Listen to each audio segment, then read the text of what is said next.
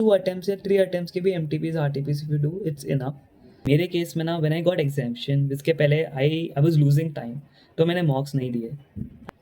Hi everyone, good evening. My name is Kaushal Rathi and I'm a CA finalist. In this video, I'll share you my strategy which helped me get an exemption in costing. From 31 in costing to getting 69 in costing, मैंने क्या क्या strategies change किए, मैंने कौन से chapters पे focus किया, what was my idea and what are the tips which I can provide.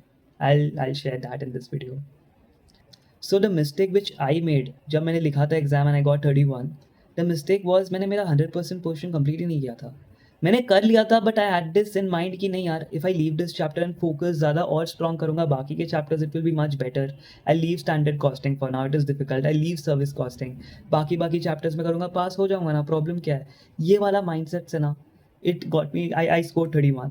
So you have to make sure that you complete 100% portion. If you do 100% ना तब जाके यू विल गेट एग्जाम्शन या तब जाके you will pass. मैंने भी वही mistake किया था एंड मेरे समय ना स्टैंडर्ड कॉस्टिंग से उसने ज़्यादा पूछ लिए।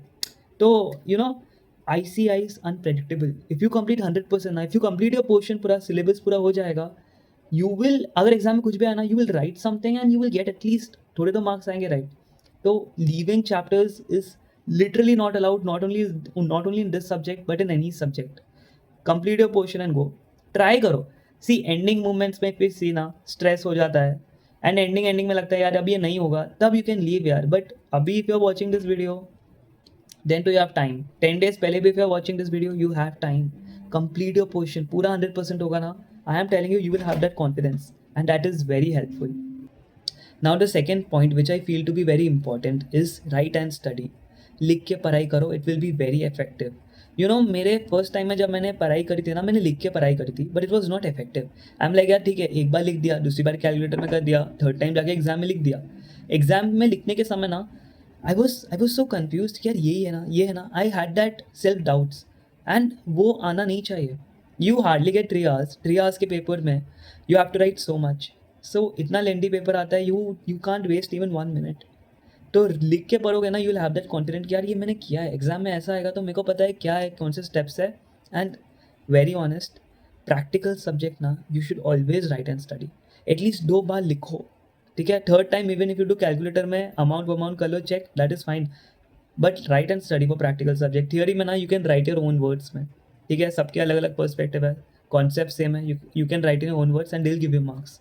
बट प्रैक्टिकल सब्जेक्ट में यार certain amount you have to put that amount, everyone has to put that amount only, certain steps you have to follow those steps, step wise you will get marking. Yes, this is one thing, step wise तुमको marks मिलेंगे, answer का ही नहीं steps का भी marks मिलेगा, तो you have to retain दो steps. लिख के पढ़ाई करोगे तो ही होगा, ये लिखने की चीज़ है। तो make sure that you write and study. Some people they ask me कि MTP RTP are those important, वो भी करना चाहिए क्या। If you ask me personally ना, अटेम्प्ट के पहले के अगर टाइम है तो यू कैन डू पहले के भी MTPs RTPs please do. But अगर टाइम नहीं है, you have limited time, you have other subjects to focus, I feel last 2 attempts या 3 अटेम्प्ट्स के भी MTPs RTPs if you do it's enough. You do everything, MTP RTP में सब कुछ you do, you write and give, ठीक है, MTPs RTPs कर लो।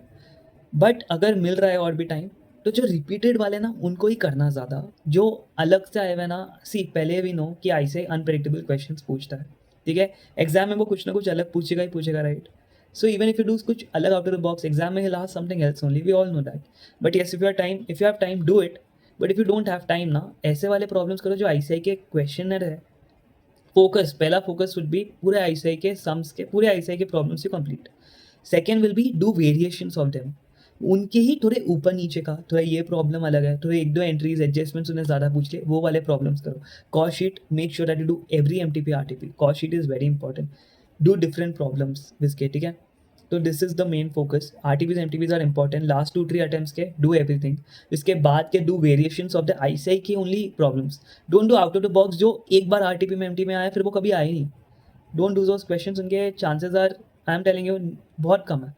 ICI कुछ और ही पूछेगा, वो पूछेगा भी नहीं, वो पूछा तो भी just because of one thing, don't mess out your पूरा पेपर, ठीक है। तो that is what I would suggest, but then again if you have time do everything.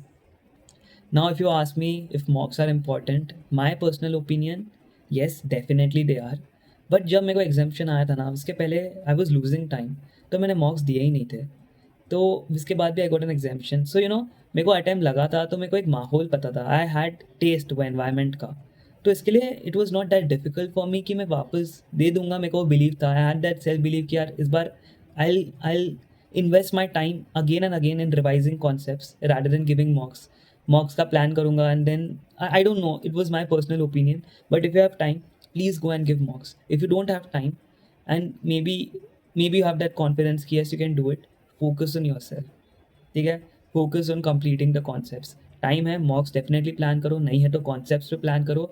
All matters is you know the concepts well, you have that confidence and you know कि यार exam में जाके ना मेरे को ये आ जाएगा, लिख के करो हो जाएगा, right. And if you want me to share other strategies दूसरे पेपर्स का जिससे मेरे को अच्छे मार्क्स आए या जिससे I cleared paper, you can please text me comment box में, I am there to help you out.